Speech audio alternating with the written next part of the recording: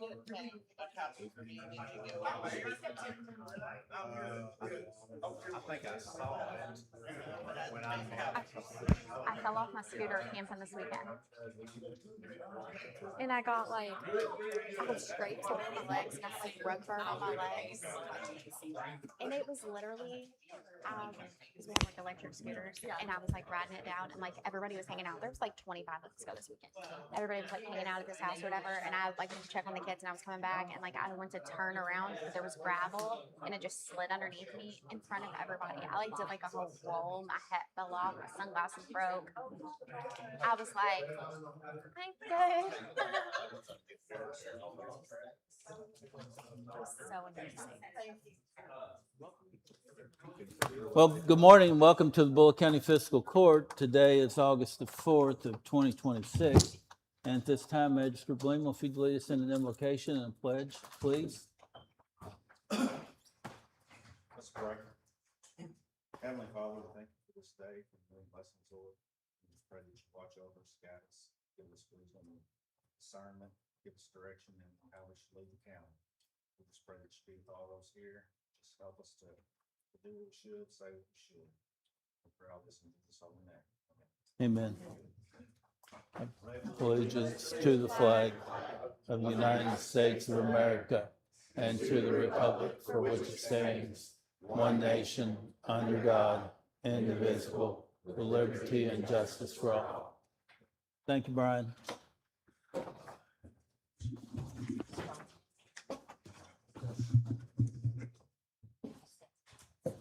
Thanks, Keith.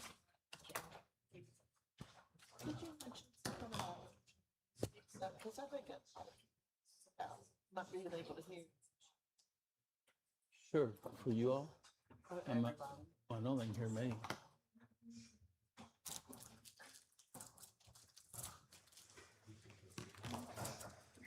Okay, for the folks online, apparently some of the magistrates has had complaints that they can't hear.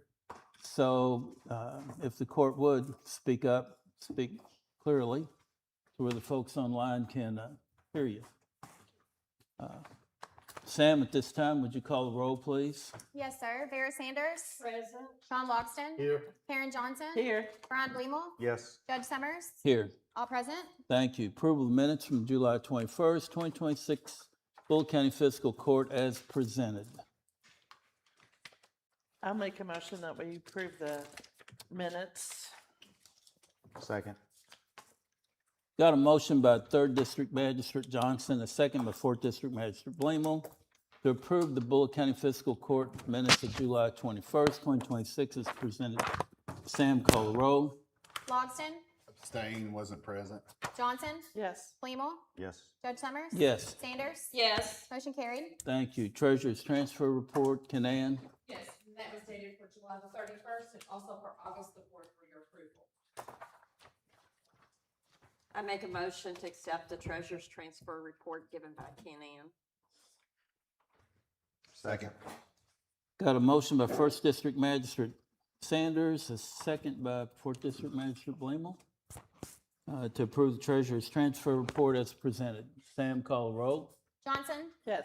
Bleemal. Yes. Judge Summers. Yes. Sanders. Yes. Logston. Yes. Motion carried. Thank you. Presentation approval of all bills.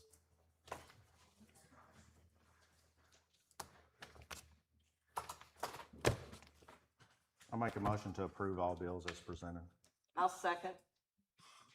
Got a motion by 4th District Magistrate Bleemal, a second by 1st District Magistrate Sanders to approve the bills as presented. Sam, call the roll. Bleemal. Yes. Judge Summers. Yes. Sanders. Yes. Logston. Yes. Johnson. Yes. Motion carried. Thank you. Guest speakers, Sheila Metcalf. Don't have.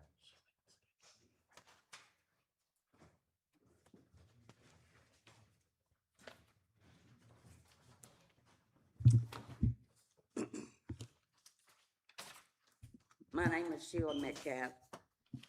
When I stand up here, this council never knows what's gonna come out of my mouth. And I don't want them to. Or they do. When I first started coming here, I beg this council, Mr. Summers, Tammy Baker, look at her, she won't even look at me. I want my animals back that Tony Thompson stole. You criminally trespassed in my house. I was told by Jerry Summers and Tammy Baker, don't give me that look, because I've got the open record request. And Tony Wilson admitted you never had a warrant and you never had permission from you. You sent me a letter back saying nothing to see here. You called, I got the phone call. I talked to Candy. You told Candy. She told Judge Summers, there is no evidence. I do have evidence. This book right here is court documents from Frankfurt, from our judges, from our attorneys. I'll be 67 years old this month. I go back a long way. My family is kin to a lot of these people that has sit in the government seats. One of them is Jennifer Porter. When I run for judge executive, a lot of people I talked to didn't know her husband was Keith Griffey. You're not related to her. You probably don't want to be. You're not. Okay. Neither was my brother. Okay, but she stood up for him. Got me falsely indicted. I have the evidence right here, Mr. Griffey. Have the evidence how your son got, put as a state representative. Yes, sir. So like I said, when I said up here, you never know what I'm gonna say, but I'm gonna start coming back and I'm gonna start naming names. I'm gonna have packets in my hands and I'm gonna start naming names, okay? There's people that's been in Bullitt County for 180 years. There's one of them. When you run for office, you braggadocious how long your family's been in Bullitt County. Okay? We have the Merrimans. It has come up where Miss Toogood and a bunch of them protested in front of the courthouse a couple of weeks ago of the fire that was swept under the table. Well, Mr. Scholler, I have evidence of our fire department last year across the street of an arson of a person who Time's works up. for Bullitt Yeah, County. Ms. Metcalf, your time is up, and I Okay. want to remind you I'll this. be back. Thank you.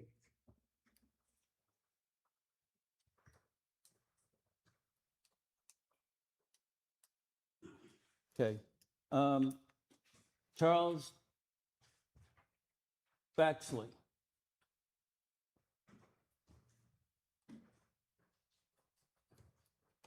A little hard to follow. That's okay, but Mr. Baxley, I do want to remind you this. There's a big difference between First Amendment rights and libel and slander. Okay. Got some questions on first off, thank you so much, every one of you, for the moratorium on the data centers. That's it. I think that keeps everybody safe. Something that kind of got me interested is, number one, the pipeline is right in my front yard. Number two is House Bill 321 that the state came out of the House and Kentucky legislation was a bill to provide further training for planning and zoning.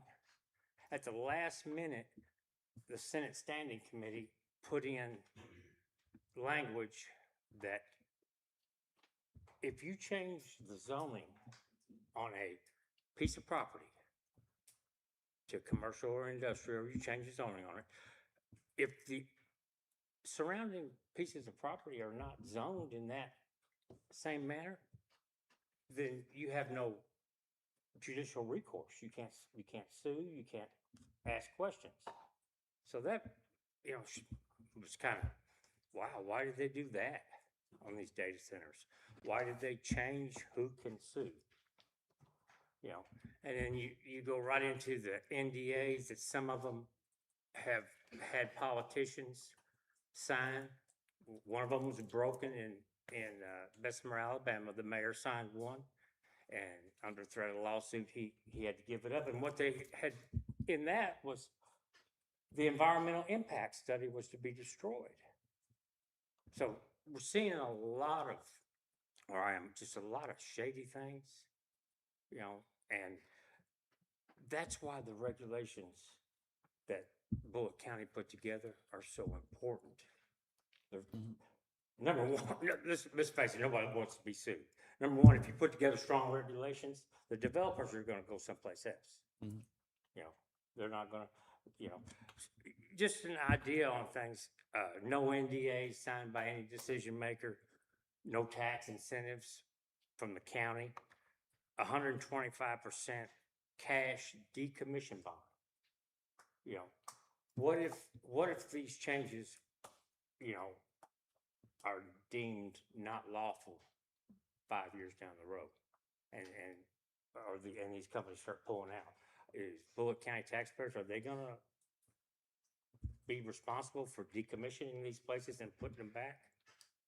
And you know, there's a whole list. If I play my music too loud and my neighbor complains, then sheriff's gonna come out, which rightly so. But under these new rules, if that data center, if their noise is polluting around, there's nothing, we have no recourse, none. So All right. please, let's be a leader for the country on these regulations. And now, are these meetings open to the, where you're discussing the regulations that you're gonna put together? Are they open to the Yes. public? We are actually finished with rewriting, with the meetings where we're rewriting our regulations, and those were open to the public, and Mr. Barr was invited to attend, and I think he did. So we are kind of like working on the back end to kind of come back around to work on the data centers again. I know Charlie Spalding and I'll be getting together to work on it. My meetings with him aren't open to the public, but I mean, we're happy to take emails, comments. Are there gonna be a public, period? Well, what's gonna happen is whatever we come up with is gonna go in our regulations that the entire fiscal court, all the legislative bodies have to approve, and those have to be public hearings and all of that. So they'll be available to the public to review, and you'll be able to come to the meetings and speak on it. Okay, because from what I've read, if you have strong regulations, you know, the developers are gonna go somewhere. The way it looks to me is, you know, certain circuit judges with development, real estate or background, you know, that's where they're gonna target. The Franklin Simpson issue is the furthest along in Kentucky. You know, in Virginia, they've made them all the way to their state Supreme Court. If we just make strong regulations, maybe they'll stay away, because groups, citizens groups, if you get sued by a developer, citizens groups are gonna file more lawsuits. You know, this rule, not, you can't file lawsuits, it's gonna be overturned, because the legislator can't abridge the Constitution for judicial review. So if you make weak regulations, then you're gonna get sued by the developer, and then the citizens groups are gonna come in and sue, and then it's gonna be a mess. So please, my thoughts are with you as you go through these. And as long as we're transparent and we keep in mind that I don't think anybody, if anybody can say anything good about a data center, I'd like to know. Because I haven't heard or read or talked to anybody that has one positive thing. I'm sorry, I went over my time. But sir, Thank you. feel Thank free you. to Yeah. email me if you have additions you want to make, feel free to email me. Yeah, Thank you. Thank you. please, thank you. Tammy Cornelius. Or Cornelius. No, yeah, sorry. Thank you. Good morning. Uh-huh. I want to talk about the Texas Gas Borealis pipeline. The Texas Gas Boardwalk Pipelines and Lowe's Company are involved in. Most people don't know, the pipeline is a 42 inch, high pressure natural gas pipeline that they want to bury 3 feet deep with a 50-foot wide easement. When it goes through Bullitt County, it's going to push 1 billion cubic feet per day of natural gas through our county towards western Kentucky, where they want to turn it into liquid gas somewhere down the road, load it on tankers in Texas and sell it overseas. My understanding. Pipeline runs from West Virginia to Texas along existing Texas gas easements and pipelines, except for two places, one in Ohio and here. Here because it goes through J-Town, Okolona, and Fern Creek, and Fairdale, south of the airport. They tell me there's too much infrastructure where it is why they want to do a snake around. I'm sorry that they let people build on this easement that they had. They won't let me, but they let them. They're currently performing surveys and they say their construction's gonna start in 2028. If it goes through, it's a ticking time bomb that they wanna bury 100 feet out my back door. Through my yard, 11 of my neighbors, and I don't know how many countless other people in Bullitt County, as it goes through. If that happens, your department, the fire department, our local police, ambulance, EMS, everybody, the hospital is going to be taxed in a way they've never been used before because it's a bomb. Natural gas, it's a bomb. It explodes. I don't know, even the electrical lines, where they want to put it is under the electrical lines in my backyard. They're going to burn. We're all going to be out of somebody's going to be out of electricity because of this transmission lines that it's going under. We'll see no income from this, no revenue, no jobs, nothing. We won't even see natural gas out of this pipeline. Going straight to Texas is my understanding, to be turned to gas and shipped overseas. They had an explosion in Adair County in 2014. Destroyed a home. It was a much smaller pipeline. Destroyed a home, 7 structures, and it burned for days. They had one in 2019, a 30-inch. Now I'm talking 42. This was a 30-inch pipeline in Danville that ruptured, killed a person, injured 6, displaced 75 people for an extended length of time. They want to put this through a subdivision. I know of the subdivision that they want to put it through. It doesn't start and end in my subdivision, so there's other places. It affects Shelby, Henry, Trimble, and Bullitt counties. All of those counties except us, have had scheduled meetings or plan to have meetings with the people that are involved and the Texas Gas Borealis pipeline people. I've attempted to contact most of you all.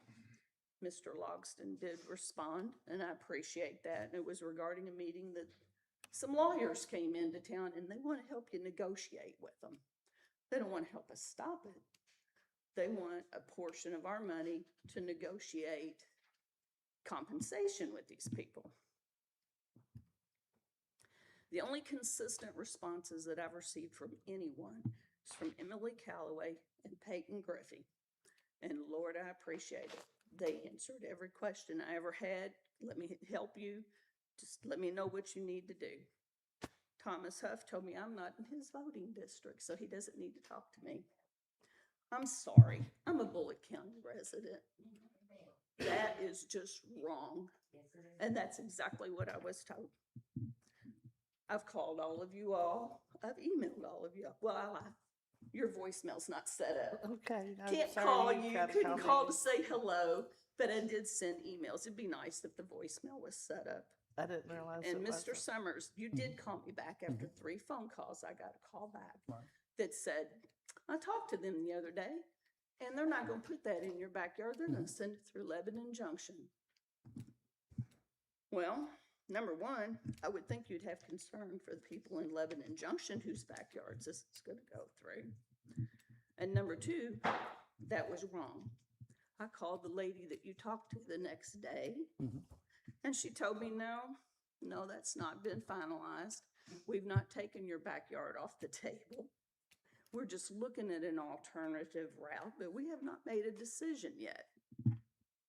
You know, everybody tells me you're the person that I need to come to get something started here. To at least have a meeting of everybody that's involved, everybody that got that letter that they want to survey your backyard. and maybe get something started. My understanding is Shelby County has had a meeting, their judge executive and their magistrate sent a letter to FERC, the Federal Energy Regulation Commission, who has to approve this pipeline because we're all on karst terrain, which moves, and why we get sinkholes when it moves. It's what caused some of these ruptures. It's because the ground moved, pipes burst, there you are. So I'm requesting two things, maybe three. First, it's a public meeting. We need to let people in Bullitt County, these people that are here from Cabin Creek don't even know, and it's in their backyard too. As I told my neighbors, if it blows, you won't find my DNA. You won't know I'm alive, anywhere, have ever existed. The rest of these people are gonna be damaged, and all y'all are gonna be taxed because of the services that's gonna be needed. I would like to have a meeting of everyone that's involved to try to get something started. I would like for you to pen a letter to FERC. It would be nice if another county said something other than Shelby County. I realize it's an uphill battle, but that's the start. They're the ones that have to give the permission for it to become federal. If it becomes federal, they can do eminent domain. If it's not federal, they cannot. And I have issues with eminent domain. I would like to see a moratorium on the gas pipelines put in Bullitt County, just like you did for the AI centers. Why can't we do that? Pin something. Y'all are working on that. Do the same thing. You know, if you cannot explain to us why, how come, what it's needed for, and put it in an area where it doesn't affect the public as much as it's going through a literal subdivision, you know, let's do that while you're doing other things. We need protection from this. Bullitt County, the reason they come through there is because they don't want to go through Jefferson County because there's a lot of money out there. Those people can fight it. Just bring it down in Bullitt County where the Hicks live. We're not Hicks. It's time we stood up and said something. Shelby County is doing it. Trimble County is fighting it. Hardin County is going to fight it. We need to be right there with them instead of sitting back on our hands. And so far, that's all I've seen from anybody. Lack of interest. I don't understand the lack of interest. I would think for Bullitt County residents, for where you guys are elected, that you would care. Thank you. Thank you. Glencourt Cresilius. Okay. Kristen Sims. Can I switch with the person below me? Let her go first. Do what now? I'm sorry. Did Cindy go instead of me, or Sherry, sorry? Judge, I think Sherry? they might be here to talk about the zoning. Oh, So do we want to wait okay. on that till I Yeah. read the zoning? Are you folks here to speak on, against the zoning request? Okay, we'll get to that. Yeah, we can. All the way down to, well, all the rest of them's Cabin Creek. Jordan, Cabin Creek. Brian? Okay, all right, gotcha. Okay, good enough.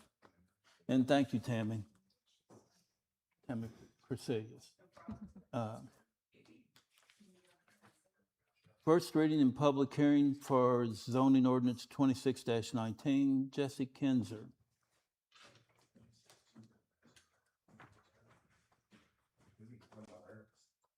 No, you all just stay still.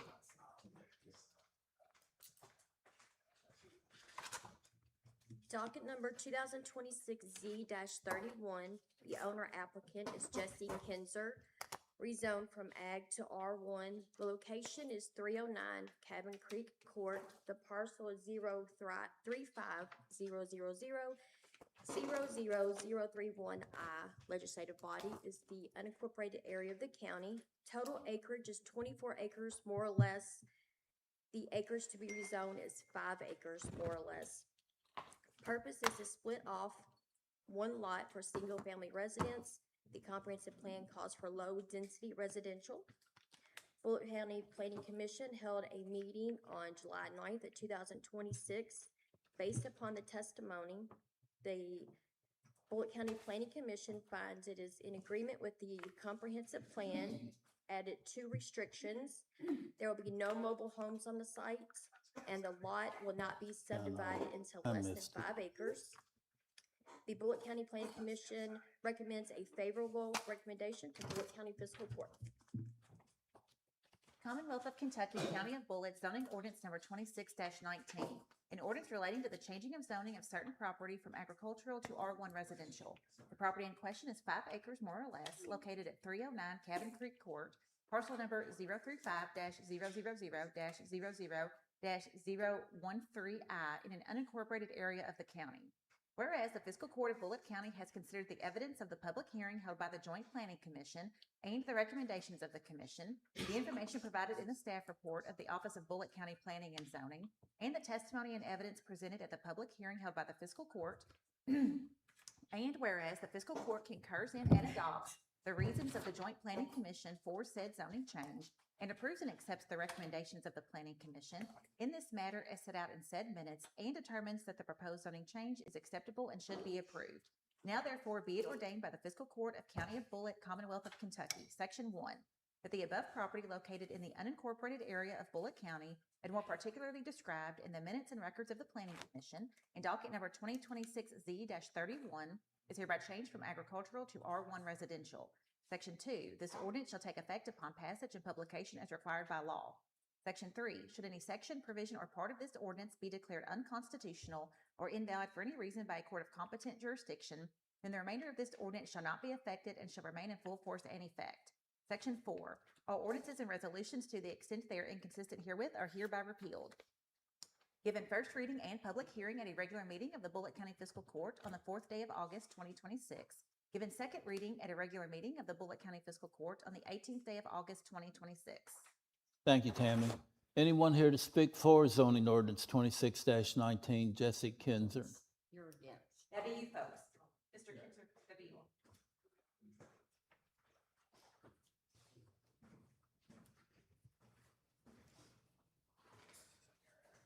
I'm not sure what we're supposed to be saying, but I mean, we went through this with planning and zoning, obviously. I mean, my dad's got roughly 25 acres up there. In the deed, it does say that it can be split to 5. I know that they're gonna be here, trying to say that there's no lot should be subdivided, which is in the covenant, which is between, you know, obviously there's, you know, they could sue us on down the line. But what we're here to do is try to see about getting it split to the 5 acres. I've had it, obviously surveyed, and split through there. I mean, I don't know what else to say about it, you know, I mean, basically that's what we're trying to do is build a single family home at the bottom of where my dad lives at the top, and I was trying to build at the bottom there on the road frontage. Okay. I have a question. When you purchased the property, was you aware that it couldn't be split, or are you saying that it can? I was aware of that line 6 after I done closed on it. I wasn't aware when I purchased the property, if you're asking that question, but no. Once I got the deed and everything, I do see where that is in there, but then the deed is also kind of vague too, because of all these rules and regulations was set up for the road committee to take care of that area back there. Bullitt County took over the road early 2000s. So who governs? Who governs that? You talk about covenant, I'm part of the covenant too. I'm just one of the original ones out there myself too. I'll be there 33 years. So. And I know a lot of the places in that area because I've been looking into this. And I noticed a lot of places are like 12 acres. And I'm quite don't understand why yours is 26 acres. 24. 24, I'm sorry. They advertised it as 25, that's what I always So they say. advertised it as that. And that's what I bought, was 25. It's actually 24.6 something like that. But it's the equivalent of 2 lots. But it's not And broke some of down. their concerns were too many houses built in that area. Well, I've got the equivalent of 2 lots, so I feel like we should be able to split off and put another house there. And it was 2 lots before they, during planning and zoning commission, one of the gentlemen got up here and said, He didn't see where it was 2 lots. They amended the, thing. You can go back and get the first one that is lot 24, 25. Then when my dad purchased the property, they amended it and made it lot 25. No, it was lot 24. 24, okay. Lot 24 is what I purchased. I purchased in March of 1993. So you've got about 25 acres and you've been there, you said 33 years? Be 33 years And now. then you're wanting to do exactly what? I mean, I know I read Split this, off but 5 acres of it down at the bottom, right there at the road frontage, back up the hill towards my house there. And he can build a nice house. It'll fit right in with the rest of the community. and you're his son and you're wanting to build a house there? Yes, sir. Yeah. Yes, sir. It's fairly a hilly area. 'cause It's, I'll be all the way honest with you, it's not, property that is desired right through there. The only property, I mean, because it does say in the deed, it states, each lot should be 5 acres. I went ahead and had it split to 5 acres, and my dad's not giving me anything, I'm purchasing it from him. So the other thing is, I mean, once you go up that hill, there ain't really much, only about 2 or 3 acres is worth anything that I can even build on. But I mean, I kept it at the 5 acres because it does state that in the deed restriction. And I mean, we also, during planning and zoning, just like the gentleman was talking about, I mean, we could have kept it farm, I mean, it's farm exempt. He could have went down there and just built a house, without really saying much at all anyways, but we was trying to go through the right process. And then for the simple fact, if he passes away, I mean, he wants it to be in my name, all this type of stuff, the legal and right way to do it. The 16 acres right next to me too also has no house, cannot have a house on it. The guy purchased it, he's been after me to sell him part of my easement area. And I said, well, I'm not sure that I can, but anyhow, the 16 acres there, it's never gonna have a house on it. The only way he can get to it, or the best way to get to it, is through my driveway, not my house. So it's over to his deadlocked. property. Yeah. Huh? Yes, It's deadlocked. it's landlocked, yeah. So does he have a house? You said he has 16 acres.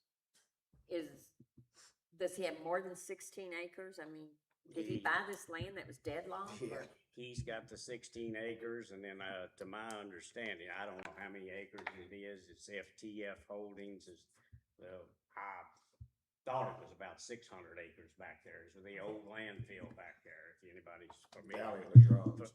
Anybody's familiar with that area, but that's FTF Holdings, they've got the 16 acres right next to me, and they own behind me. Thank you. Have you had it perked or anything for septic? I have not had it perked because I didn't want to go that far right now to see if, we didn't know what was gonna happen. We gotta get through all this first, and then we'll go through everything, all the legalities, and we wanna do what's right, so, I mean, that's. I did contact, the Board of Health to ask them what I could do down there because I do build homes myself, so I called down there and took the steps to make sure that I would be able to do something down there at least, that would, some type of system down there. No, you said it was originally lot 24 and 25 and it was approximately 12, 13 acres a lot, I assume. Was it pretty split even before it was put together? Yeah, it was a little different on there, Dad. It was more like, I think it might have been like 16 and then another one on there before they did it. And what I noticed is I went over and did my due diligence. I pulled everybody's deed from back there in the neighborhood. I went over here, I did everything that I could to try to figure out, what I needed to do. And that's when I found that it was amended and they created one lot back there for that. They did that at the purchase when it was. I guess that's what they did because it says there was a few different ones that were changed on there. It states on the left-hand side of that, it states what changes were made to those each lots. Do you know if when you built, did it lie in one of those particular tracks or did it does the house overlap? Does that make sense? Yeah, but I can't tell you if It it just did. showed lot 24 and it showed it going up like that from there, and, I had builders come out there in 93. It's where I've been ever since. So. You've got a beautiful home there. I was back there. So I'm assuming I this think you is, came by there, yeah. Yeah. Election time. I stopped by your house when I was there. is this where the house is? And he's wanting to build down here? I think so. That's what he said. Down here. Yeah. Yes, At the yes, it is road. road Okay. frontage, yes, it is, I'm sorry. Can you see your house from the road? Up on top of the hill. You can see Yeah, it up on there. top of the hill, yeah. Here's what it splits. 24A would be the 5 acres, I guess, that's what's on there. Yes, to the right, yes. So if it was two lots to start with, and you think one was like 16 and one was 8 or something like that? It was something on there, I don't know exactly, I Well, it have had to be to. at least 10 to be agricultural. the Yeah, small so one it had to was, be at least 10. it was something along the lines, it Like was, 10, just wasn't 14, even, something. it wasn't even. 15. Right, so I guess my question, if it was 10 acres and it wouldn't have to be rezoned, it could be left ag, would that make people more agreeable? You know what I'm saying? I'm sure some people don't want it split, but if it was 10 and 20, 10 and 14 or 12 and 12, do you think that would be I'm just looking at something that everybody would be suitable with. Can they re-amend that deed for, that plat from the original back to the, you see what I'm saying? Well, How- that's why I you asked have to how when have- the house was built, because the Yeah. house could be sitting on one of the original lots of 24 or 25. Yeah, I'm not 100%. But if the house was We would have built, to have that surveyed. you know, if Yeah. you bought, be if you another bought two survey, properties, the house. 10 would be acres right wouldn't in the have to middle. have a rezoning, Yeah. is all I'm saying. That's Yeah. ag, right? Yeah. So But, I think- we will have an opportunity to ask you some more questions, because it's interesting. I'm curious to see what the, why there's, what the concern is. And to be clear, there's a private deed restriction, it's recorded in Kevin's office, that's what they're talking about. Okay. Does it allow a subdivision or not to subdivide the lot? I think that's what the argument is. Yes, it is. But It only states in there that the person that has the right to split that land is the developer, well, the developer's not there no more. So that's what we're trying to figure out too, which I know that's a legal issue on down the line that, whatever Kentucky state law, who governs that The after the neighbors. developers is gone. Yes, The and I kind of figured that, everything I've looked into says that. So we understand that too. meaning that if the deed restriction does say you can't subdivide and they do, they can be sued by their neighbors. It wouldn't be for this board to do anything about, and you all don't necessarily take that into consideration when you're determining whether zoning is appropriate, but they could be sued by their neighbors. That's what it opens them up to. Yes. That's what we were told, yes. So in order to prevent that, the neighbors would sign off on something, the current neighbors, or how do you override that if there is a ability? I mean, it only takes one neighbor to want to sue, but So it'd have to be all in that whole, everybody that was in that agreement? Leanne, I think most of the neighbors are, a lot of the neighbors are here. There ain't, it ain't all of them. There's a few. Well, some, yes, some. Yeah. But you could build another home now without having to go through. Well, I mean, it's farm exempt. I mean, he's got It's 25, he's agricultural. agriculture. You I could mean, have we could, multiple single-family yeah, residents. we on could have just did agricultural lot. that, and been, I think there's something. we still would have about risked that. the fact there of is them one possibly house per suing lot. us. I mean, we're still, we understand that they could sue us. That's why we tried to do this, was Yeah. try to avoid. all What that. is You don't want any conflict. what is the minimum, size lot in there outside? Yeah. 5. So there is a 5 acre lot Yeah, in that yeah. subdivision? Yeah, Yes. Well, it's not yeah, zoned that's the agricultural. minimum back there. I It was would be looking zoned. at it. Yeah. Cause I had a It was private zoned road for it. agreement until it was taken in. See, it's all these. Here's the 24. Yeah, I was just looking. Five.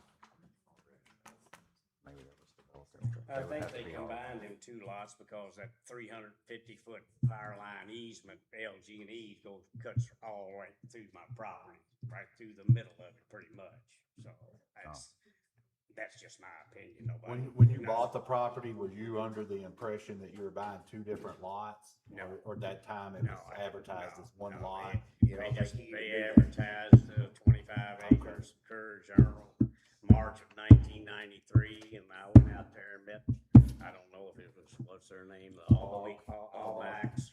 Okay. If it was one of their boys or it was one of their family I met out there, and I made him an offer, and he took it to his family, and come back the next day or two and said, "You got it." Then he looked at me like I was crazy and said, "What do you see in this property?" After he got, after you closed on it. Yeah. Yeah, so. Okay. So we need to have Okay, thank you all. Thank you, Mr. Kinsner. Okay, anyone here speak against zoning ordinance 26-19? Jesse Kinsner. Go ahead, just start with the front row and come on up.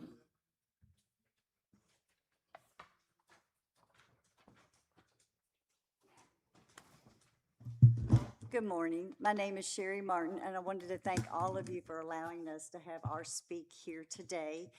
And also, after hearing what's come before us, with the other cases, I want to say I have the utmost respect for all of you. And I know that you do work very hard and very diligently, and in particularly our magistrate, Vera. So we thank you so much for all that you have done.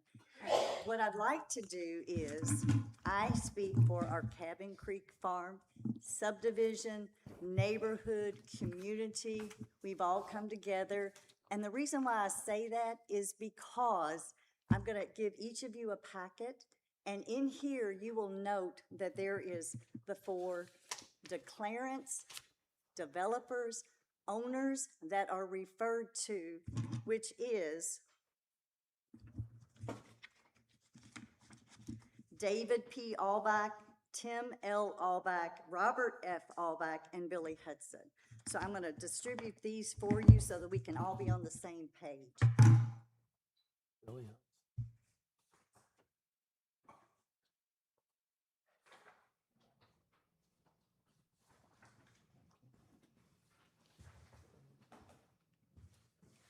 Thank you.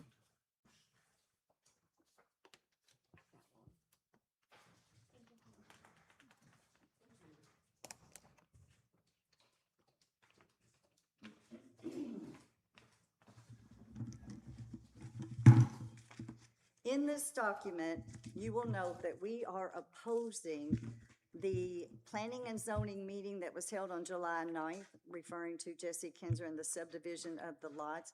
I've highlighted a few things in particular. So on our first page, I know that planning and zoning had done their due diligence as far as putting out signage so that folks would know in our neighborhood. Although, interesting enough, where the Kinzers live is way down at the back of the neighborhood in a cul-de-sac, and there's really a few people that even go by there. I happen to be one when I walk my dog, but I don't live in that area. I live up on top. So as I say that, there's only one other person that really goes down past that would have seen that signage. Given that, I know that notification is sent to some of the neighboring folks that live there. And on this document, we have the signatures for those folks that did receive that written notification opposing this particular subdivision. Where there are 34 lot owners, if you will, in the Cabin Creek Farm subdivision, and we have 32 signatures. So important to note that these folks, at the time of the planning and zoning meeting, because of the way the notification, we were really unprepared. We apologize that we did not have the community support, the neighborhood communication amongst ourselves. But given the time going forward, we have tried very, very hard to go ahead and come together and just put down the facts of what are we really seeking to try to accomplish today. And basically, it's just please oppose what there is, the request for further subdivision, because if you will go to, it's actually going to be page 4 of your packet, and you will see that number 6 highlighted says there shall be no further subdivision of any lot. This is under the Cabin Creek Declaration of Regulations, Covenants, Conditions, and Restrictions that is recorded in Deed Book 348, page 115. That is recorded. If you drop down, it's not highlighted, but it's number 10 on the same page. Developers hold the right to change any lot or size in Cabin Creek development, and no lot, I'm going to skip further, no lot will be changed or made smaller than 5 acres. That's the covenant, that's the restrictions, it's recorded. And what we're just asking is that please uphold this. There's a lot of concern because of the way the lay of the land is, and that's probably why they did put this strict covenant and the declarations because the land is like this. And the county has done a fabulous job of taking over our roads, trying to make them as well and icing, doing all those kinds of things, keeping it clear, the debris, the utility lines. If we start adding in another home, and if other folks are allowed to do that, we are really going to put you at a bursting seam to try to just take care of these 34 homeowners. And a lot of folks back there, they're on lateral, lagoons. The lay of the land has to perk. And it's a very, very interesting neighborhood. It's a beautiful neighborhood, but it's very, very interesting because it's up and down hills. And we have a concern with the infrastructure.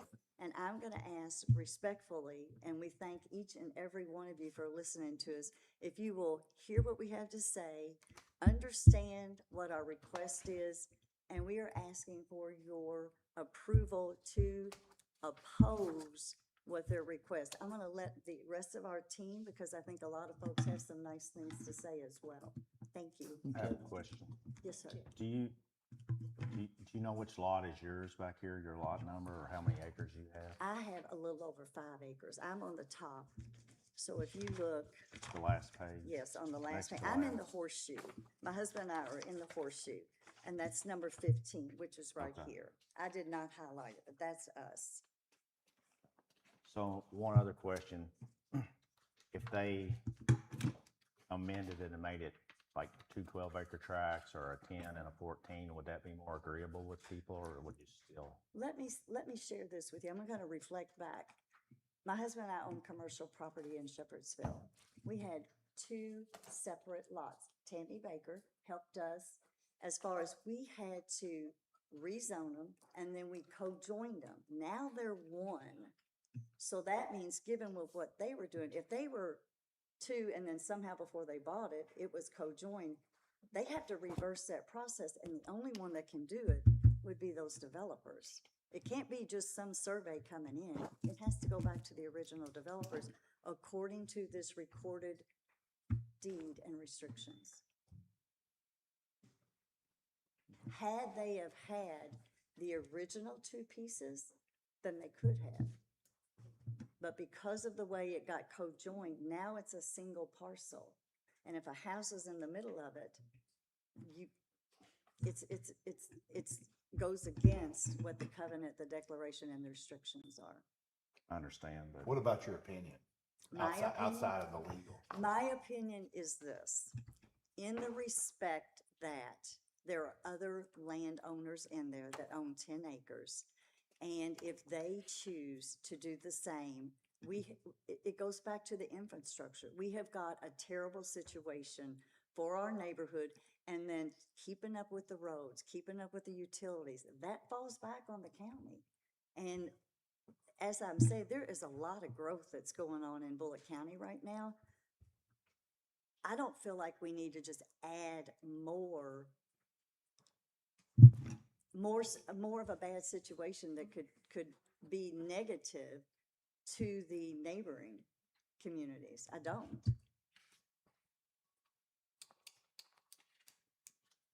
And I think all of us have been trying to uphold that covenant as well and the restrictions.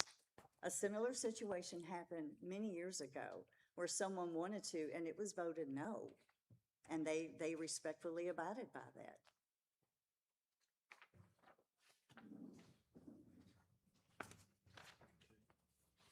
Do you have any more questions for me?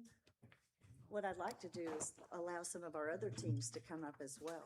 Sure. Thank you. You're welcome. Thank you.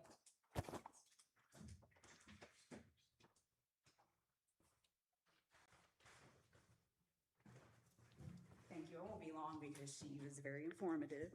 I think the biggest issue is, 11 years ago, we built 2 houses in the process of trying to find valuable land in Shepherdsville that we could invest in. So in that process, we found this land, and we were very concerned with the deeds and restrictions at that time. We wanted to make sure that where we moved, the land couldn't be divided. That this was it's a very peaceful neighborhood. There's not a lot of traffic. There's no way out. There's one way in, one way out. It is hilly, so the roads do break down, quite a bit. They start to cave on the sides and stuff, so there is already a lot of issues with maintaining the roads up there. But our main focus, for us and our family is just the investment side of it. It's not necessarily a bad thing that they want to divide the land. But our process is later on in the future, what happens? If there's more people up there, I think, is there 13 people that have more than 10 acres up there? No, just a couple. But then we're looking at multiple houses being built, and that's not what we want up there because of the infrastructure, the investment in our property, the way that we moved in there, with the hopes that this is what was gonna stick. So this is kind of, just our concern is that for the neighbors that we don't have something in the future where we're dealing with a lot of people subdividing, building, and I know once you relinquish this restriction, it is open season in the future for any other residents. That is no longer a restriction that's going to be held. So that's kind of my concern. But thank you all very much. Thank Which you. lot are you? I am, Lordy, going up this hill. I don't know what road, where's Cabin Creek? I can't see it on here. I don't really know where I'm at. You know what lot you are. Cindy, I'm trying to think. Sherry, sorry. I don't even know. I have no idea where I'm at. Do you know how many acres you all I have? have 5.5 acres. Maybe at the bottom. Yeah, I'm at the bottom right before you go Yep. up the hill, but I don't know. I can't even tell you where the road is on this. Okay. I can't read it, so I don't know where it is. I'm on Cabin Creek Drive on the main driveway, right before it veers off into might be this one. It actually looks like there's about 10 homes. It has 10 acres. And then we have 2 that is 16 acres and then 1 the 24 acres. Does that sound about right? Is Charlie in? No, No, he's not here. he's not Tammy, here. I'm looking over this deed. I mean, I just got this, of course. I'm looking over this, and I think they clarified that, but there's nowhere in here that it restricts the number of homes being built. It just says the square footage. Is that correct? Again, I just got it just like you did. I've never laid hands on this before. Okay. Yeah, but it doesn't say somebody could build 5 homes there if they wanted to. Just can't subdivide the lot. What he's saying is there's no restriction that says 1 home per lot. I don't see that anywhere in here. Are you all saying it is in here? 1 home per lot is. It sure is, it's where you, If I own 25 acres, I could build 5 houses on that, according to this, is what I'm asking.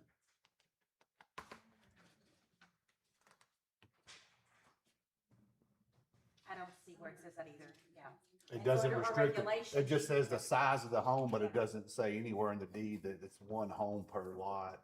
I don't think they can divide. I'm not saying divide it, but I'm just saying, you could build more than 1 home on that property currently, as long as the home is that size. I see what you're saying. Especially if a father, like if my son wanted to build a piece of property on my property and I didn't subdivide it, he could build it as long as there was no limitation if they could build 10 homes there. Angie, is it 5 single-family homes per 10 acres? Is that 5? Yeah. 5 per 10? Yeah, on So- agricultural. On agriculture, so you could build 10 homes on there. On 5 acres? 5 homes per 10, we've got 25 acres, so you technically, you could have 20 12 homes on there. Yeah. Without being subdivided. Yep. Okay. Okay, I'm just trying to We're read done? through the deed and see what can be done and can't be done, just because sometimes you have to look at, well, what can be done without, making sense. Just because it's not subdivided. Does that make sense? I mean, right now, he's saying, if his dad wants to let him build a home on his property, he can build a home on his property. There's nowhere in that deed that I see that says that it can't, as long as he builds it to minimum square footage. Again, I was just in this too, but I just skimmed over it and I don't see a restriction that says that. A lot of times a deed will have a restriction in there, one home per lot. but this doesn't say that. Okay, I'm just clarifying. So I Okay. guess you're saying, let me make sure I understand what you're saying. Let's say someone is building another house on 10 acres. That house wouldn't be in somebody else's name. It would have to stay in the lot. That's right, or they- That just, that depends on the financing, the Because- mortgage company and different things like that.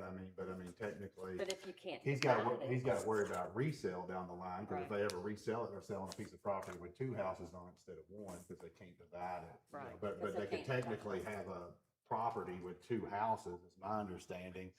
And then down the road, if one of them decides to move, or, then you're selling a 25 acre property with two houses. That's the way it's gotta be marketed and advertised. Okay. I might be wrong, but I just But don't yes, see the it. entire lot, the entire 24 whatever acres would be owned, and maybe it's owned by By two that people. one person. Yeah, you could have But it's- multiple, you could set up a partnership, an LLC, you could do all kinds of different crazy things, but there's nowhere in their deed that I see it says it limits it to one house per lot. I agree. Okay, I'm just clarifying. Okay.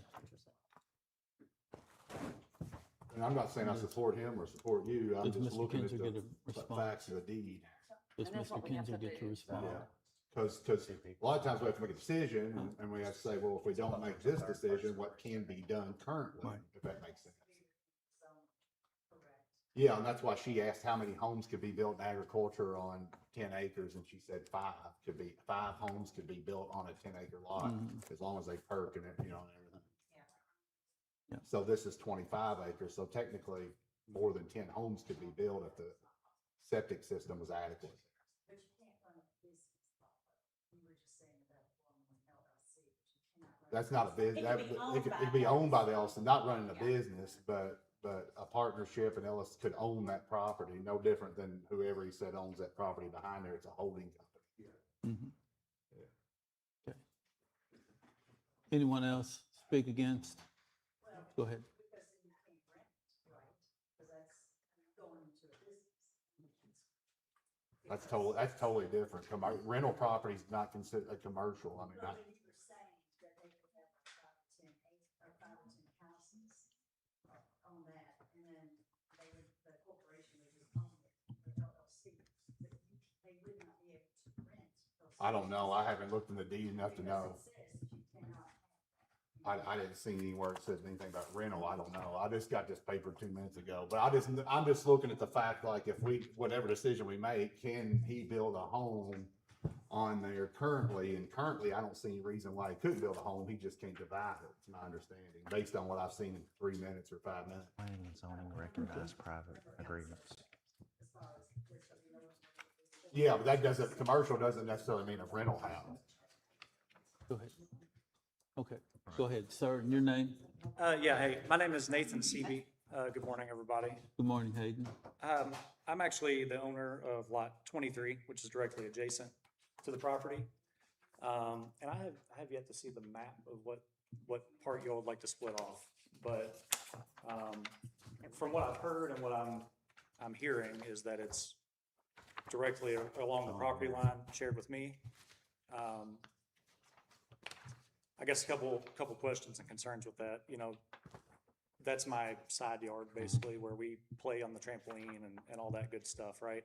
So I just don't want to encroach on the secluded, you know, property lines and everything like that. You know, we respect the property lines, all that good stuff. We've been good neighbors. I feel like, you know, we see each other in passing, and part of the allure of where we live is that, you know, it is secluded and we all have our own 10-acre-ish lots. I have 10.38 acres directly next door. So I guess my concern is more from a personal property owner standpoint. I know Sherry articulated very well the taxing nature of what it would affect on the county. From a neighbor standpoint, though, I love to keep good neighborly relations. I think we've done that. And I would be concerned, you know, just having somebody directly in my side yard. Right now, in the summertime, I can't see my neighbor's house when all the trees are grown up, and I prefer to keep it that way. Part of the reason I bought this land with my wife and now my 2 kids is to keep that that secluded nature. And I really feel like splitting off this 5 acres that they're proposing is directly affecting my property value as well as the property value of the rest of the people in the neighborhood. I'm also concerned because I know my septic system and lateral lines run downhill towards there, so I don't know where you're planning to build exactly, because there's a big pond there. I don't know if you're planning to fill in the pond. Okay. Yeah, I mean, that's neither here nor there, but I'd just be concerned building something there myself. That's my take on it. Okay, all right. Okay, So question, if it was 10 acres, would you be more agreeable to that, or? For me, I'm definitely concerned with the additional subdividing in the future, so 10 acres makes that more appetizing, I guess. But from a property line and it being completely adjacent to my property, I'm wholly opposed. Getting older and need reading glasses. Is that a 250-foot easement? Yeah. Do you have a copy of the survey? You say you had a survey? It's just the one that I turned in. They got a copy of it. It's on the back, though. It's on the Oh. backside. Not what they No, gave us. what- Oh, okay, That was in our okay. packets. Here. Let me, where that power line is, if you're, That's the opposite side. so if you're facing your lot and the power line easement's in the middle, are you the right or left? To the right. Well, if I was facing it, I'd be to the right at the bottom. Where, and your dad's built where? My dad's it's up to the top and about probably maybe 8 foot from that easement, well, how far? It sits right outside of it. To the left? Basement is just Yeah. about 5 foot outside of the line. It's LG&E come up there, measured everything off, and he said, well, whoever. So where that easement goes, you're right off to the left of it at the top? Yeah. And you're proposing to build to the right at the bottom? Yeah. Okay.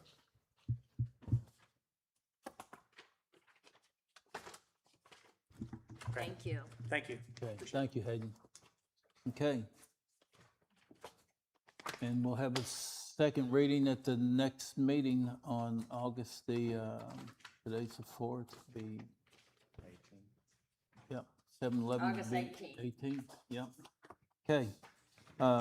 Back to old business, actions requested. Have you all looked at the fee rate schedule and for the dispatch? You have any recommendations? So we can do I'm assuming we have to do a resolution or an ordinance to change it Yeah, to but if I know what publicize. we want it to be, I can draft. Right, okay. Well, what did I do? So any suggestions? So question, members? something was brought up about apartments. Has there been There's- anything it's- addressed on apartments? On or the is- apartments, it's in the ordinance now. Jen, And- we've got a gentleman out. Did Oh, you I'm come in sorry. to speak? Oh, yeah, I'm sorry, I missed you. No, it's not too late, come on. Should we grab them? Sorry, I just wanted to speak for just a second here. So, our subdivision is spread out, and I'll kind of go over some of this that has already been touched on. Sir, real quick, did you sign in? Is your name already on the sheet? Yes. Yeah,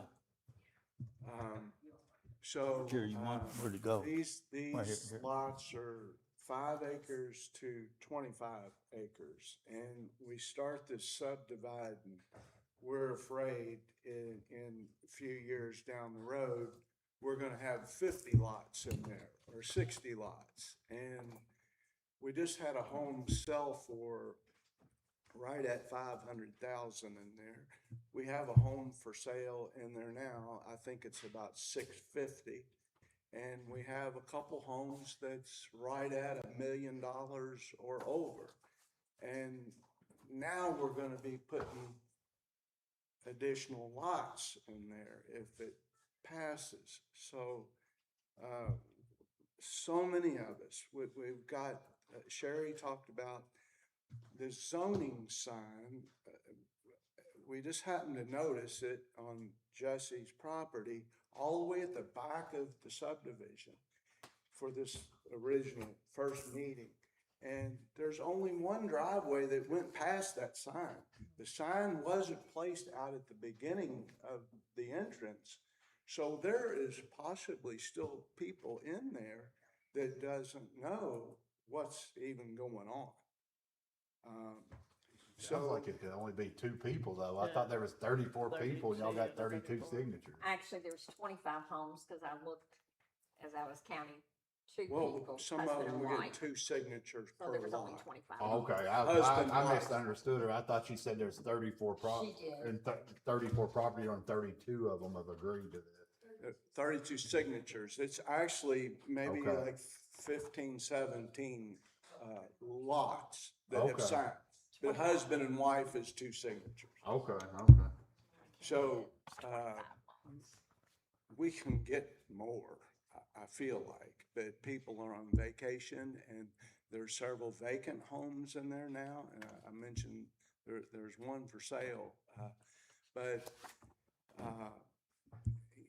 this speak of was 2 lots, and way I think what happened is this was a jungle in these hills when it was drawn up by the developers 35, 36 years ago. And it looked good on paper. But then when you actually get like under these power lines and a big hill and cutting a cul-de-sac into a hill and possibly a easement or the width of a driveway, the developer, they did move some property lines in there too, but you know, they're trying to sell lots at the time. It was a dirt road when I went in there, and then and eventually it was a gravel road, and then we've had our challenges over the years. So there's about 2.5 miles of road in our subdivision, and I'm lot 17. So you know, nobody wants to live on the gravel road for years and years. So one of our first challenges was we wanted to pave the subdivision, which was $88,000. And that was many years ago.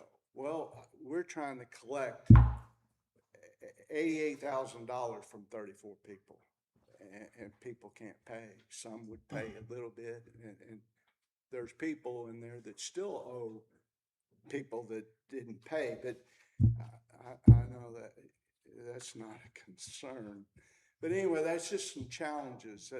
First time we paved it was 1.5 inches, and then that didn't hold up. And the next pavement time, I think it was about 70,000. And of course, the county, we were so blessed when the county took over the road. Actually, our one hill, the main road, it was sliding, and they couldn't even get a fire truck up. And the fire department kind of helped us out in getting the county to take this road over. And again, we were so blessed with that. But this subdividing, I just feel like it's gonna kill our property values. And down the road, in 2-3 years, we're gonna have more people want to do this. Actually, Jesse's, and this is nothing personal. I really like Jesse. I've known him for 34 years. But he wants to do this now. Well, in a year or two, maybe he wants to sell off another 5 acres. And it's just opening up a can of worms. So thank you all. That's about all I have. Okay, thank you. Well, thank you, sir. Is that what you? Okay, so back to the rate fee schedule for dispatch. Recommendations from you all? What were you saying about the apartments? The apartments is in the existing ordinance. So is it one property bill per apartment owner? No, it's per apartment, that's what it says. So each leasee, I guess. Yes, supposed to be paying it, Would be paying it. yes. And the sheriff's department sends that bill out to you? It's on the tax bill. It's on the tax bill. It's a line on your tax. So if But you, when they go delinquent, that's a fee, it's not a tax, so it drops off the tax bill. when the bill becomes delinquent. It's an apartment. It's an apartment. We're talking about the apartments. They don't. Yeah, do- it's on the tax bill for the apartment. So one the apartment, or owner. if there's 10 apartments in one building? That's my question.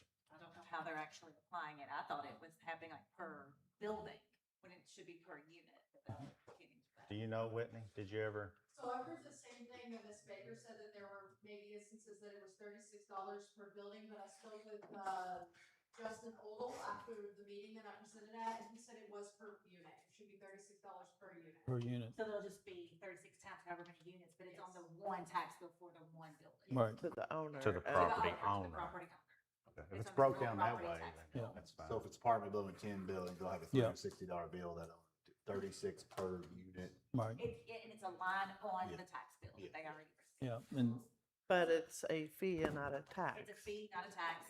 So if it becomes delinquent and it's not paid, that fee comes off.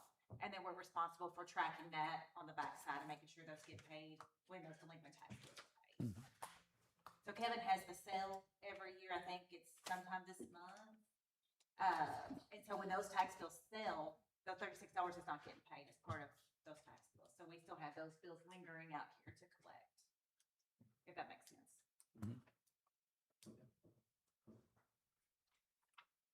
and that's, and to help you, Whitney, that's the way I understood Justin too. Yeah. So like if a property gets sold, it's commissioner sale and the taxes, It gets paid through that. My office makes sure the $36 gets paid. so it Yeah. does As part of currently. the payoff. Okay. But if the bill goes to the sale and it sells and then nothing else happens with this property, I mean, the bill's just kind of hanging out here. Mhm. Nobody's sending The bank buys it back or whatever. bill or anything else. I mean, so there's, a lot of them are not getting collected when they go delinquent. Should that be addressed, I guess? Yeah, I think we need a better system for collecting. the So $36. should that be I do incorporated believe that Yeah. too. into this? It falls on my agreement? office and it's, we get them when we get a request for a payoff, but that's the only time it comes to my office. So those bills are just kind of hanging out here. Nobody's getting a notice of it once the bill goes delinquent and they're just not getting paid. Because we're talking about the bill where all the residents stay at $36, all property owners except for the businesses, warehouses, big businesses go to 1/10% per $100 of value. Mhm. Right. Oh, I never heard that. 0.1% Per $100 of Yeah. assessed value. I thought we were going by square footage. Well, and then it's based on the square footage is what it's, the way I It's read it. based on property evaluation or property valuation, not square footage. So TBA Right. doesn't have the square footage. They have the property valuation. So it'd be 0.1% of that property valuation of the commercial or industrial structure. And that option 3 has no cap listed on that. And that's the one we're So talking the about. max that we had at the time of running the numbers was it would be $90,000 for the commercial property to pay a 911 fee. With no cap. That was the highest property valuation. Yep. Tammy, Judge, what's your recommendation of the? It needs to be increased, and I think, Yeah, it sounds like you all were talking about Yeah, leaving yeah. the residential alone, increasing on the industrial. We have a lot of industry in this county that they're making a lot of money off of our county. And they're paying $36 And they're paying and I'm paying $36, 36. you're Every paying homeowner's $36. paying $36. So Ours will leaving- stay the same. Yeah, leaving the 36 alone. But an apartment owner, if he had 10 apartments, should be paying Should be $360. Yeah, he paid, for simple math, $360. And so is there language already addressing all this, or is it? I'd have to pull a tax, I mean, it sounds like Whitney and Justin pulled tax bills to look at them. Right. To make sure that the apartments are being charged correctly. Yeah. I'd have to look at a bill to show you. I I mean- don't have any with me, but yeah, I met with Justin O'Leary. I have to bring up Brent one real quick. Yeah. Well, no, I mean- Tax bills that it was per unit for the apartments. Yep. Does there need to And- be a resolution or ordinance or something drawn Yes, up? yeah, I just need to know which one of those options you all want to do, and I'll draft it up. And she'll draft an ordinance. And I guess where I'm at is the 911 center, we invested $6 million in it. It's literally computer equipment. And they're going out of date. They don't last that long, so we'll be putting out another $6 million in it in another couple of years. So we need to get ahead of the investment right now. Because if we don't, let's put it this way, due to inflation and our limited source of funding that we have, user fees should follow suit with our expenses. And 911's a huge user fee for our community, for all areas of the emergency services, not only for this county, but it lets our folks communicate quite handsomely to every agency in Jefferson and Oldham County, because we're part of Metro Safe. Our ambulances are able to coordinate with all hospitals, and communication's a key, especially with the resource that we did have with our dispatchers and how professional they are. We were able to rescue over 100 different families in Nelson, Hardin, and Bullitt County in the 2025 flood, and also what we just did in the recent ones in 2026. So it's something we need to have state-of-the-art technology. So 3 seems to be the option of the court, and I'm going to put that in the form of a motion. And anyone who wants to second it or any other opinion will be fine. So I'll second. And I got a second by 4th District Magistrate Blamel. Sam, call roll. Judge Summers? Yes. Sanders? Yes. Logston? Yes. Johnson? Yes. Blamel? Yes. Motion carried. Thank you all, and thank you all. Judge, I can have that ready for first reading for this meeting. That'd be terrific, because we'd like to get it on the tax rolls coming up. Okay. Actions requested on the Mapping and Programming Solutions LLC agreement for planning and zoning.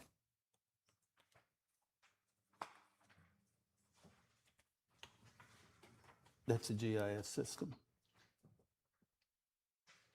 Do we already have that, Angie? Do we have that? Yeah, I mean, he gave us the proposal, but I'm Right. saying, The current program. So you I don't, think, is this to help kind of finish it up? Mhm. I think it's to help finish the mapping. Charlie's done a lot of the mapping Mhm. himself. I think it's to help finish it. so it's not a service we already have. Correct. That's what I thought. This is a new service. Right.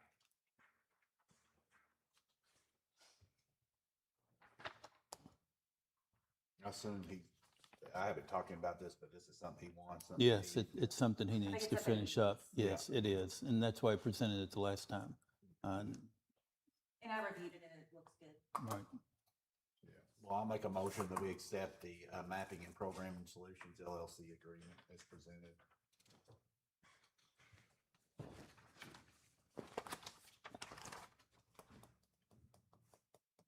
second. And I have a motion by 2nd District Magistrate Logston, a second by 4th District Magistrate Blamel to accept the Mapping and Programming Solutions LLC agreement. Sam, call roll. Sanders? Yes. Logston? Yes. Johnson? Yes. Blamel? Yes. Judge Summers? Yes. Motion carried. Thank you. Resolution 26-07, authorizing the issuance of one or more series of County of Bullitt, Kentucky Tax and Revenue Application Notes Series 2027 in an aggregate principal not to exceed $6.5 million. This is what we discussed at the last meeting for, it's basically to pay it forward because we don't get our bulk of tax revenues until the end of November, the 1st of December of each year.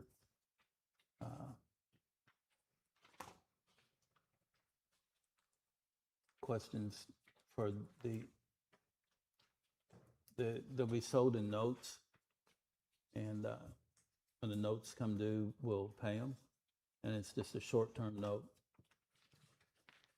Keith, whenever we do something like this and we take the 6 million, do we pay taxes for that whole amount?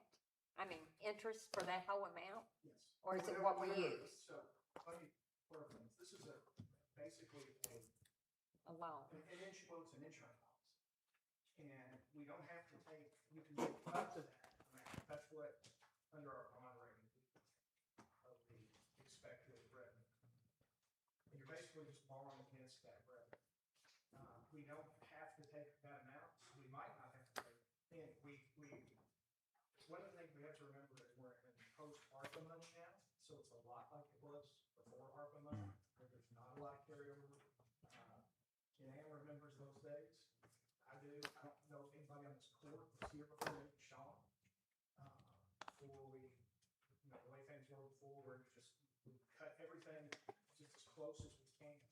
And this is just basically an insurance policy. What this resolution does, you're not borrowing any money with this resolution. This resolution is giving you the opportunity to go out and get bids from banks.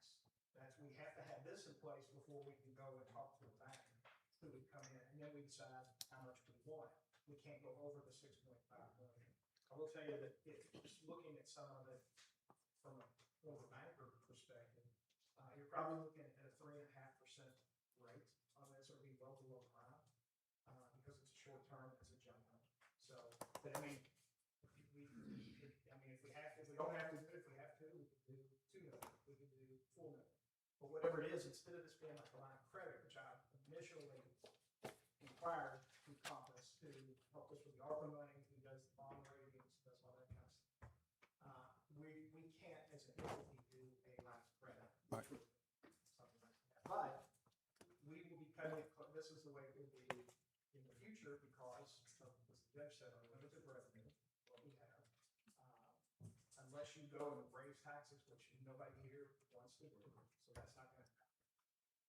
So this is where we are. We can borrow against, we're basically borrowing against the money that we get from it. And once it comes in, we just pay it. Whatever it is we borrow. But we don't have to, like I said, we don't have to take the full amount. We can pick how much we. Right. And is there a list of banks that you go to? I'm not sure. That's what Compass puts out a request for proposal, and we'll see which banks, and then those banks will come in, and we'll see what rates they are. And then that's when we'll make a decision like how much each bank will do. But we don't even have that yet, because we don't have this. So it will come back to fiscal court with a list of banks and rates. But this gives you the opportunity to do that. Yeah, nobody's gonna talk to us unless we have this.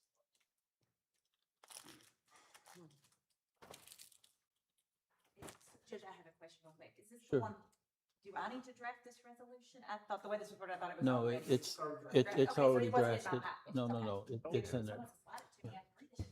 Yeah. It wasn't in. I have it right here. Do you want to take it? Oh, yeah, or, Is that it? yeah. So you didn't draft it, you haven't read it. So you haven't been able to read over it to see? It wasn't in my packet. Yeah, it's Brian. Who drafted it? Where did this come from? What's the timeline on, do we need to take action today, or can we just let Can we it? table it till the Table it next for the meeting? next Look at it. meeting. I'm happy to, I mean, it's long, but I can read it. Well, I mean, if you're just getting it, I want you to go through it. I mean, it'd probably be better to do it quicker than sooner than later, just in case we want to do that. This is an insurance policy, in case we need to do this, we'll figure out Right. who it is out there. If we wait 2 weeks, then that's 2 more weeks. Banks and request for proposal. And even when you get that, you don't have to pay this. I mean, that's why it's an insurance policy. But once we took action, we'd have to pay interest, say it was 3.5% on the 6 million. It can't go more than a year. It's a 1-year note, that's the longest. And that would only be, Brian, after it's approved by the court, the bank, whatever bank you choose. I don't remember this in the, is this something new? Yeah, it's new. We've never done this. I was having, Yeah. the way it's structured, and I talked with Bureau about this a little bit yesterday. I have approached some folks in Frankfurt about changing when we can send out tax bill. I don't know why we do it then, there might be a very good reason why we send it out when we do. But other counties are in the same position as we are. Jerry pointed out, state of Indiana does it twice a year, so that they have an ongoing. It makes it tough on all the counties, especially the counties that don't have occupational tax. Mhm. Follow that line. Some counties do, so they don't worry about it because the occupational tax comes down to it. Right. It's a quarterly thing, so. So this is a loan to borrow money to keep the county operating. And we'll pay interest on it, you know, if it's the 3, 4 months, whatever, because the tax bills will come in, we'll get them the 1st of November. And then you pay all that. But my concern is we need to start looking at how much money we're spending. I know we've gave 15 and 20% raises, you know, I've talked about leasing the vehicles, that's a bill every year.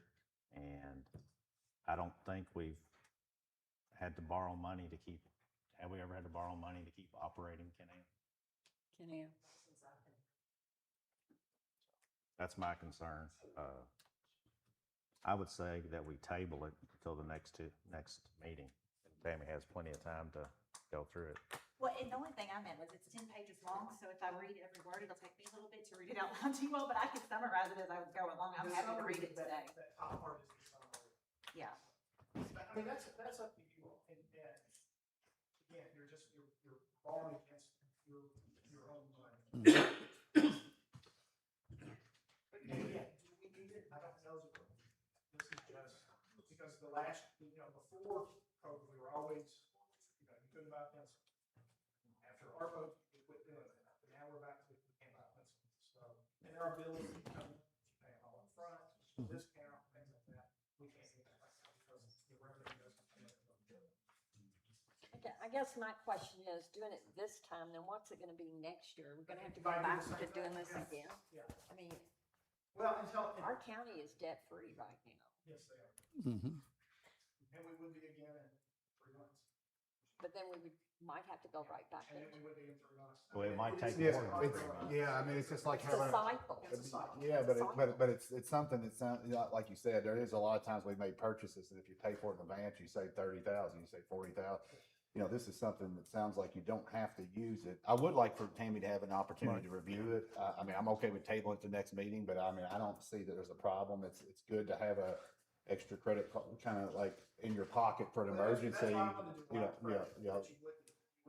because it's not like we have to use it. We have to approve things if we want to use it. But I mean, like if somebody needs an ambulance and you pay for it today, you save $100,000, or so there. But you're going to get the money when the tax bills comes in. It's something that sounds like whatever. There's a cost to that.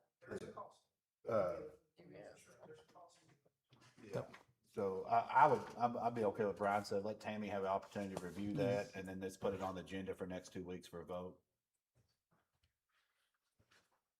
That's Is that a fine. motion? No, that's fine, all the way around. I don't know if we do we need a motion on it? Motion No. at the table? No action. No, it's just no action. So, number 5, we're gonna skip number 4. Tammy, you don't have to read so fast now. Take your time. Yeah, you can slow down. Again, I was happy to do it. No, Okay. no, we don't want to. We don't want to rush a speed reader down there. Take your time. There you Get a go. cup- Get a cup of coffee and read There it. you and go. we'll- Surely Okay, the walls aren't, the ceiling's not gonna fall in 2 weeks. We'll be okay. no, it's not going to anyway. So, we need some action requested on the flex fund funding for the roads and $140,207 to direct the funding to be used for county road projects by the state. And the agreement's in the packet from Mr. Cheney.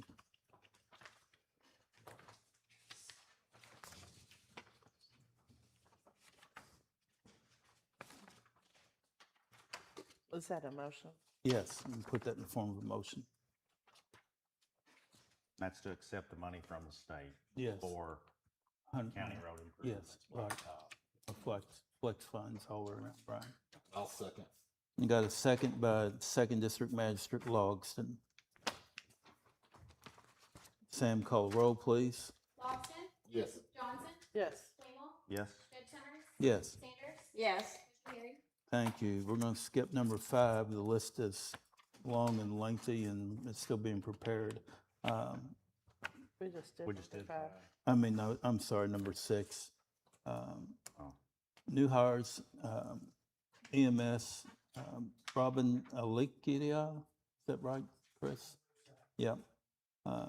Wants to be hired as a full-time full-time EMT at $19.50 an hour, effective August the 19th of 2026. And I'm gonna put that in the form of a motion. I'll second. Got a second by Third District Magistrate Johnson. Sam, call a roll. Johnson, Yes.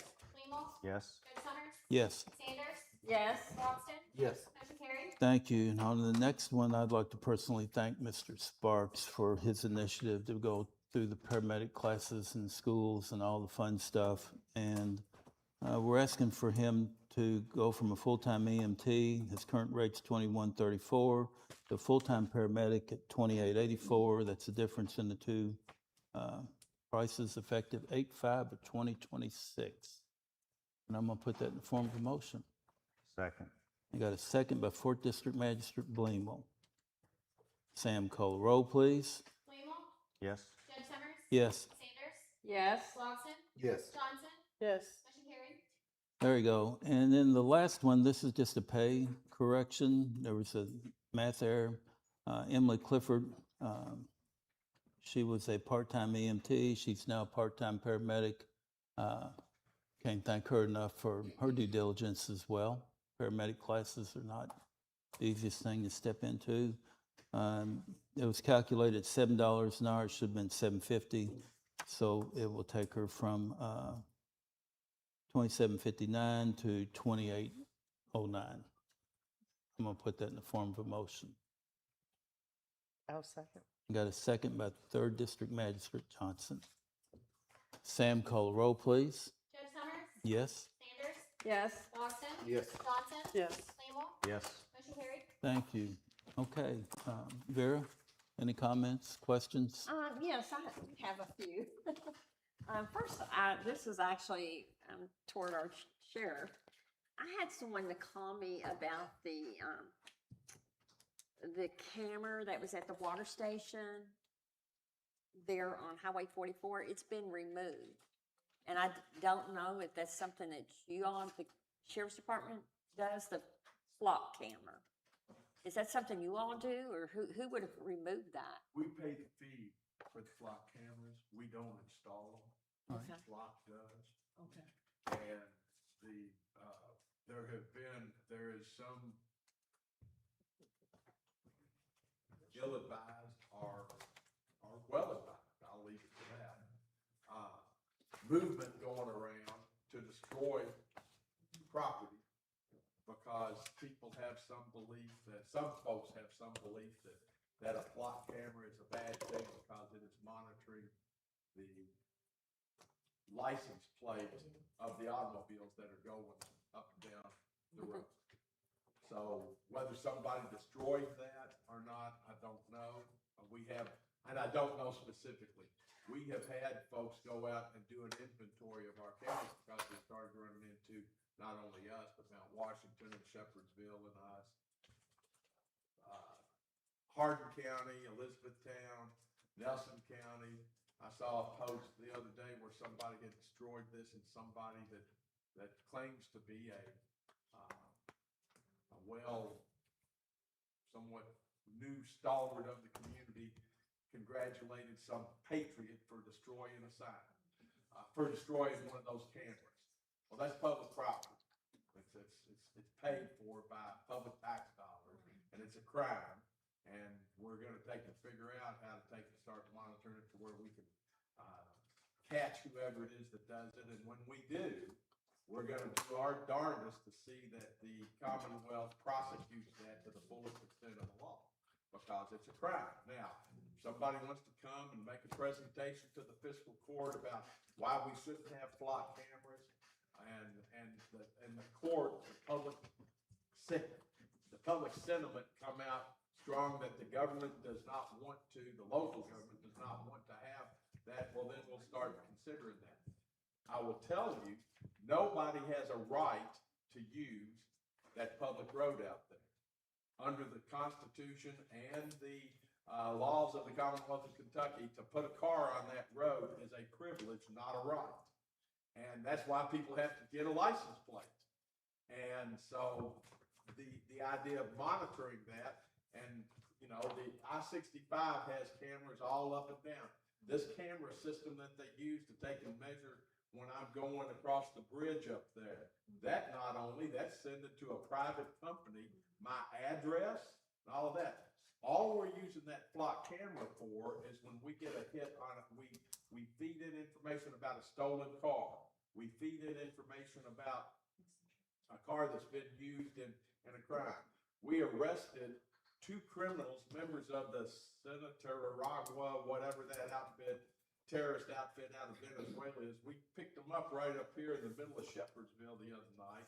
Shepherdsville and Bullitt County law enforcement assets made the arrest, and some of that was based upon a license plate reader that came out of Jefferson County where they spotted this stolen car out of New York, and it was murderers. They murdered people, and we got them arrested here. That's a good thing. Not only that, we got one, then we had Chicago contact us. It sounds like one of the other people in that car has murdered somebody in Chicago. Now, it was that technology that assisted us in being able to catch these people. We had a double homicide out here on Pitts Point Road. We didn't have to use horses, and we didn't have to use, dogs to track that down. We got information off of a flock camera, and that led us to the identity of a fellow by the last name of Ross that was the murderer of those 2 women, where he stood them up, knelt them down on Pitts Point Road, put a bullet in the back of their head. It was that technology that helped us. And we have people out here that are destroying that property because they think they're being patriotic. Now, they ought to come and speak about those ideas here, write letters, whatever, to see about having the legislature or the fiscal court start determining whether that is something that this public, that our community wants to reject. I'm sorry, you gave me an opportunity to take and climb up on my bully pulpit and point out how irritating it is to have these people claim that we are unpatriotic Americans and we're violating the Constitution. That is not a constitutional violation. From all of my 40-some years of practicing law and studying the Constitution. And I do appreciate that. It was just someone had called. Of course, it's in the west part of Bullitt County, and I know y'all caught stolen cars off of that camera. And I just think the citizens in that area was a little concerned why it wasn't there anymore.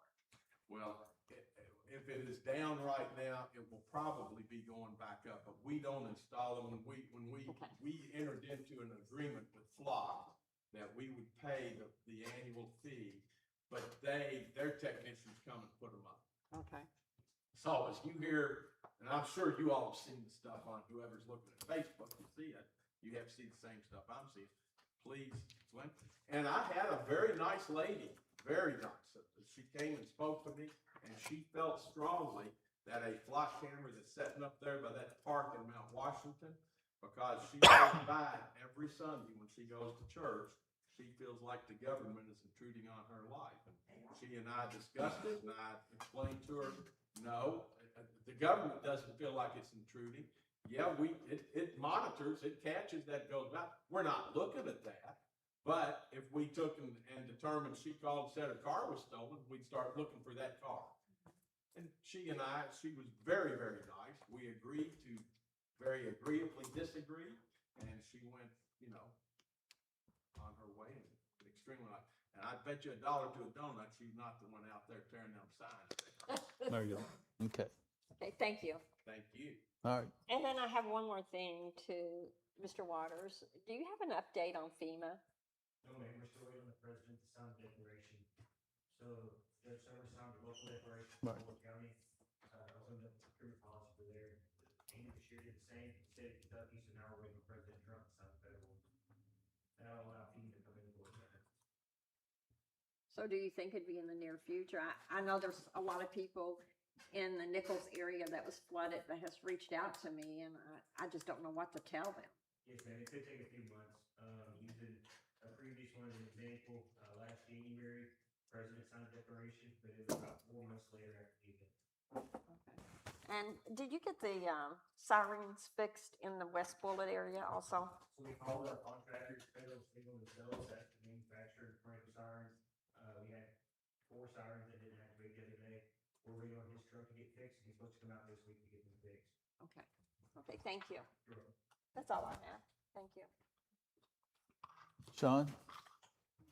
No, since we're picking on Walt over here, I had a couple complaints about Bethel Church Road. I just wanted, I meant to tell you before, but if maybe you could, part of it's the city, I know there, but, I've been told that there's a lot of speeding going on Bethel Church Road.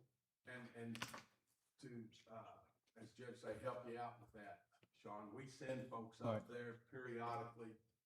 And bear in mind, I don't have a dedicated traffic unit. Okay. I've got 300 miles to cover. We have 3 to 4 people out on any given shift.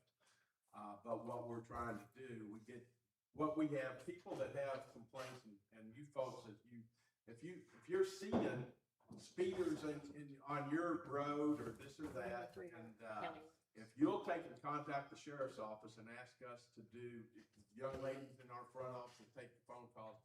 If somebody calls and says, I'd like to have some directed patrol on such and such to look for speeders. Now, to help us out a whole lot, if you can lay out a time of the day that it's more predominant than others, because then I can see about trying to take and get somebody set up there at that time to set. And if you have a place that they can set, because here's part of the trouble.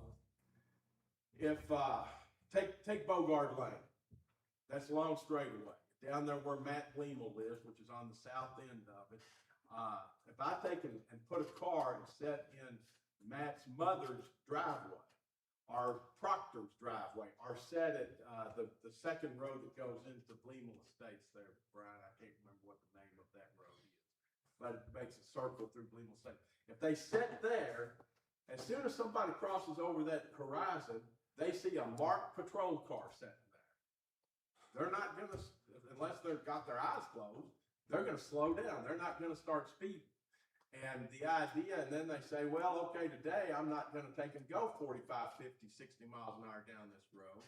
But then the day that they come and my guys aren't there, then they go 50, 45, etc. I don't have unmarked traffic units that I can send out to go hide and do it. But I have been successful at catching some folks where we back way up in somebody's driveway and use a handheld radar gun. And that way somebody comes, because the better thing to happen is get them slowed down where somebody doesn't know. Maybe the police are here, maybe they're not. I'm not going to take the chance because they're speeding all over. Bethel Church, we send people out there regularly. Okay, and I'm sure you do. I just wanted to bring it up. Can I add one more thing? There's been a lot of accidents there on Brooks Hill Road with dump trucks. Yeah. And that is a big issue. And do you know if an investigation is being done on those accidents to see if they're speeding or what's happening? Well, if we go do the accident report, we just turn it in. We don't investigate it any further than that. There's just been a lot of accidents just in the past couple of months. Okay. And I've had a lot of people in that Brooks area on that hill calling me, and I just wish there's something we could do. Well, if you have suggestions, tell me. I mean, again. Well, you're the officer. We would do. Well, I don't know. Okay, so I'm not aware of anything to do other than dedicate somebody, pay overtime, or try to find some dedicated group that is the Brooks Hill Road CVE. Get CVE, they're not coming. But if I take I can look at, if you all want to take and provide me some extra money for overtime, I'll see if I have some guys that will go, and I can probably get lined up to have somebody go and sit and just patrol Brooks Hill Road. But as I do that with the 3 or 4 people that I have out, then the folks at Lebanon Junction are down south end of the county, or the east end of the county, or the rest of the west end of the county, or the north end of the county.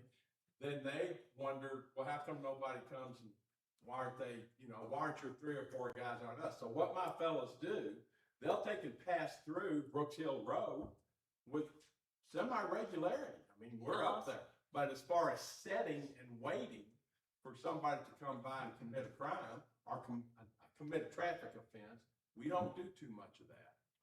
How often do they pass through on Brooks Hill Road? Is it a daily? Daily. I'd be shocked if somebody isn't going on Brooks Hill Road at least daily. I'm just real concerned because school's starting back up, and I know that the state is doing a lot of work on that road. And I just have a lot of concerns with our school buses. I have a lot of With, concerns. I mean, there's been several dump trucks overturned in the last few months there.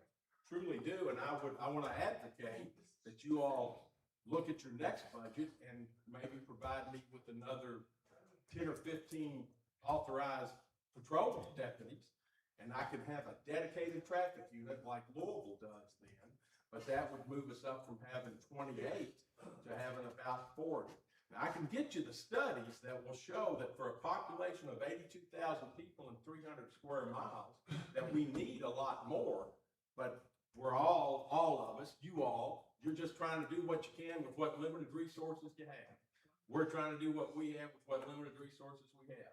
Shepherdsville, and I struggle with, for instance, when I see my guys doing traffic control in the city of Shepherdsville, it troubles me.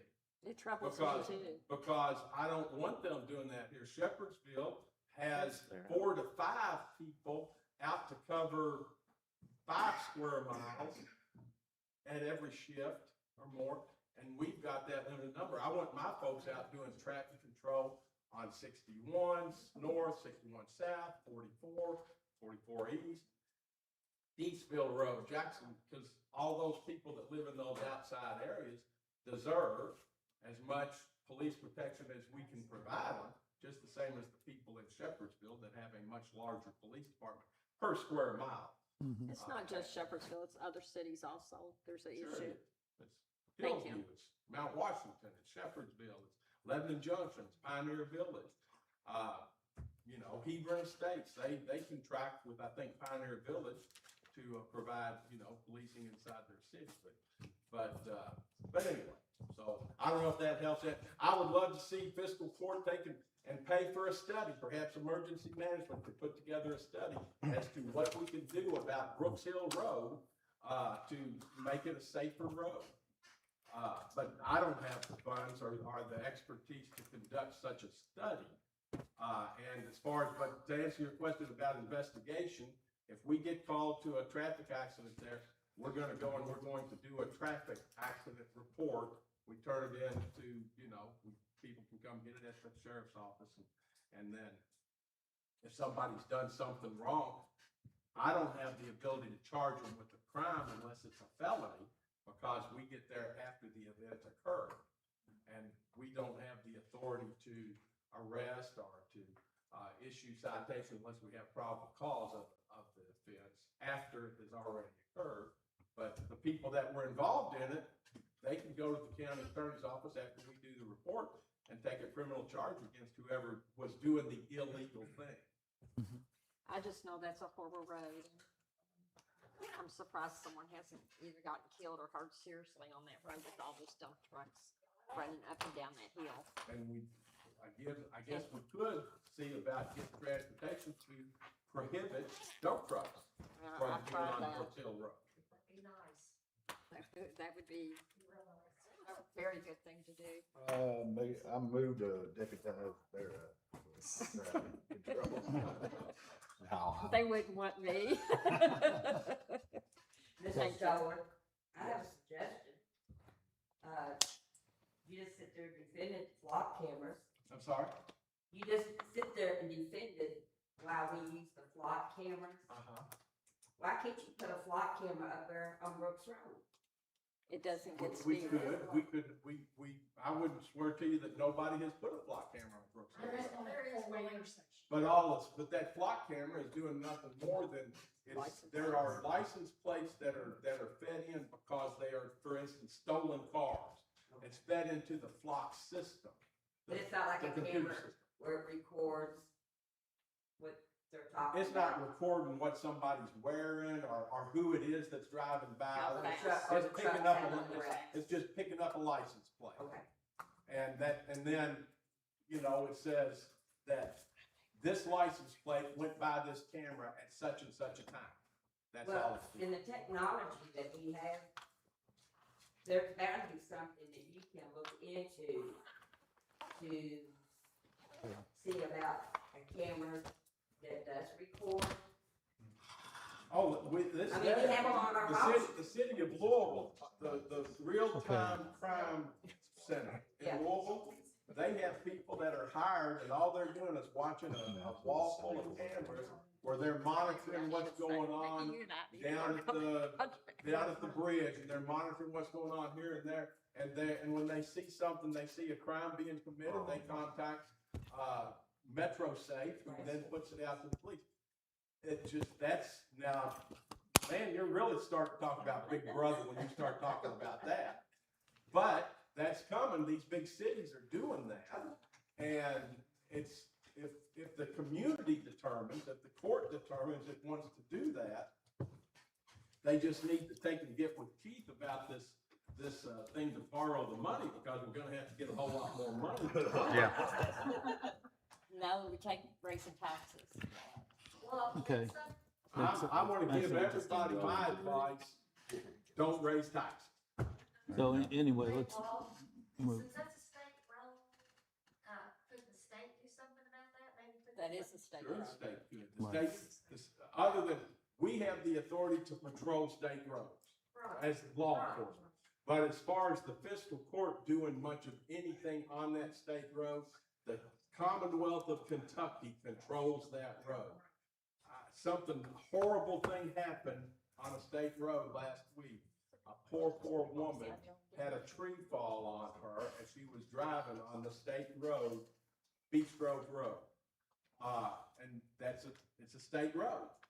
Years ago, when I was the county attorney, I had a fella call me on the phone fussing. He wanted the county to pay for his car because a huge big tree limb had fallen on his car. And I told him then, well, it's not a county road, it's a state road.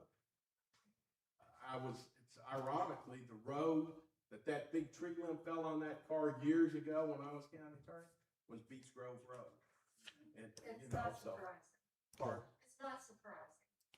And, but the county doesn't have the right to do anything in a state right of way. We can't even get the state of Kentucky to give us the okay to take and put a dead first crosswalk out here by the courthouse. So, there you go. How about the scales that the fiscal court okayed for you to purchase? Did you get those purchased? They've been ordered, they have not arrived. They're supposed to be here just any day. There was delay and we reached out that they should be here any day. Okay, thank you. Okay. No more questions, I promise. I like to ask Ms. Johnson's question. No. I wasn't here, but I watched it for y'all last week. Did you ever get the money for that pool? That was allotted for you all to help you? Yeah, no, the pool still isn't up and going. Yeah. I'm still trying. Well, I appreciate you standing up. I watched it, it was not down very out fight, but you stood up for your people. Ms. Johnson, I appreciate it. And that's what I'm here for. And I appreciate the magistrates to stand up for us. I have no quarrel with them. But yeah, I had it on my mind because it hadn't been brought up and I hadn't seen anything about it. Because if I remember correctly, Bullitt County set so much money aside. Yeah, it's been in the budget for years. Been in the budget for years. And your people, you took a vote on it. And your people said, yes, they want that swimming pool. 97%. 97%, yeah. Yeah, nothing. When I run for judge executive, all the people I talk to, I know people love the office center, but we didn't want it. Okay. That's not what we wanted. We wanted our park big. We did it big, it's beautiful.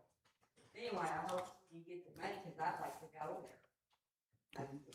Okay, Okay. thank you. Karen. Karen? you got any And comment? that's what I was gonna ask, the sheriff about, was if we got the, scales in yet and how that was going, so. And as soon as I'll let you all know, I'll send you all out an email as soon as. Thank you. So that's all we have. All right. Brian? No, I think all my questions were answered. I was wondering about the scales too, but Okay. we've already talked about them. All right. Well, on next Monday, the 10th, we're going to have United States Senator Rand Paul down at our emergency management from 2 to 3. He's going to take a brief tour of the facility first, and then he'll have some comments from Washington DC for anyone who wants to attend. The room will hold about 80 folks, 80 to 100. Also, out here on 61, this is something we can do. There's anywhere from 800 to, I think they had close to 1,200 people this Friday night enjoying the new city park, or the entrance to it. And then back at the Horse Park as well, it was jam-packed. You couldn't literally get run over pretty quick because the speed limit through there is 35 miles an hour. Trucks would come through, slapping their doors. I guess where I'm going with this is this. Some of the citizens in the city of Shepherdsville, along with the mayor, have asked to have that speed limit reduced. And we're the only ones who can do that or make the recommendation from Highway 44 and 61 up to the red light at Beech Grove Road from 35 to 25 miles an hour. Because it is at 35, people are going through there 40, 45 miles an hour. And you can see where the trucks try to stop. They're tearing up the road. It's hard to get the road repaired quickly enough. So I'd like to see for this court to do a resolution like we have done with 2 other roads, and we've been successful with lowering the speed limit on state roads, to lower the speed limit on Highway 61 or it's what we call South Buckman Street, from Highway 44 and 61 at the red light there, all the way up to the first red light of Beech Grove Road, the new entrance, Beech Grove Road that the city built years ago. To keep it at 25, because if it's still 35 coming off that bridge, they're going to be bouncing down through there pretty quick as well. Because the amount of pedestrian traffic that's in this city on Friday evenings is just phenomenal anymore. And we did the same thing in Mount Washington years ago as well. So, Didn't we do comments? that when the person got run over about a year ago? Or Yes. hit by the car? Right. Yeah. Have we I already thought we had already suggested did that? that. I guess is my question. And the No, state not on, denied it, didn't they? not on 61. Oh, okay. Well, I'll second that motion to create a resolution. Sam, call a roll. Sanders, Yes. Logston, Yes. Johnson, Yes. Playmore, Yes. Judge Summers. Yes. Motion carried. Thank you all. Second thing is this, I'd like to thank Mayor Dangerfield for being here, Mayor Taylor, Councilwoman Portman, Councilwoman Preston, Councilman Shelby, for attending today, and naturally the staple, Laura from the library. Also, I've got a note here from Fort Knox. Tomorrow, on August the 5th, they're going to be louder than usual. They're going to have exercises involving aircraft maneuvers and weapons firing in daytime and nighttime hours. And it's the most important aspect of maintaining critical capabilities and readiness for all units. It's a courtesy to the residents. It was sent to me this morning, August 4th at 8:36 a.m. So all the folks down there at the end of the range, it's going to be really noisy. We need them both. It's going to be really noisy. So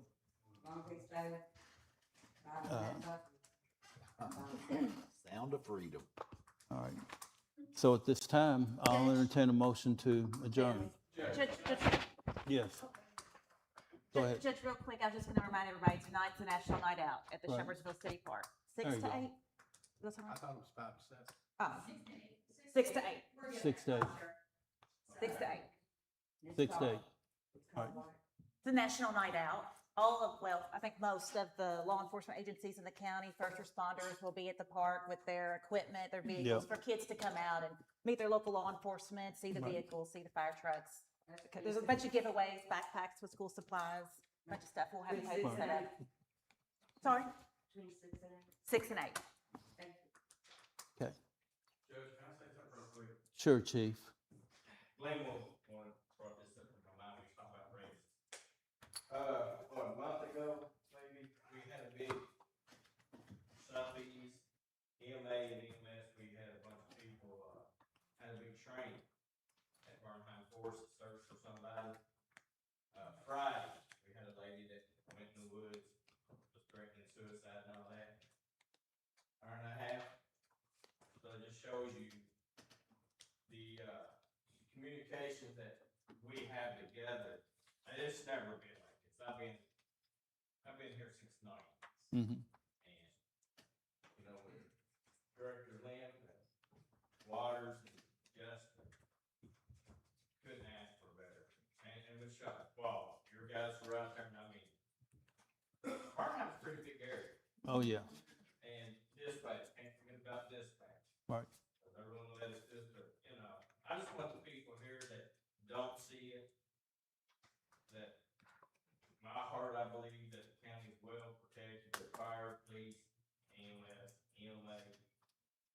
So just, everything's working great, and I just want everybody to know that. Okay. Thank you. Thank you, Chief. Okay. So You made it. I made a motion to adjourn. I'll second. Got a second by First District Magistrate Sanders. Sam, call the roll. Lawson. Yes. Swanson. Yes. Engel. Yes. Summers. Yes. Sanders. Yes. Thank you. Carried.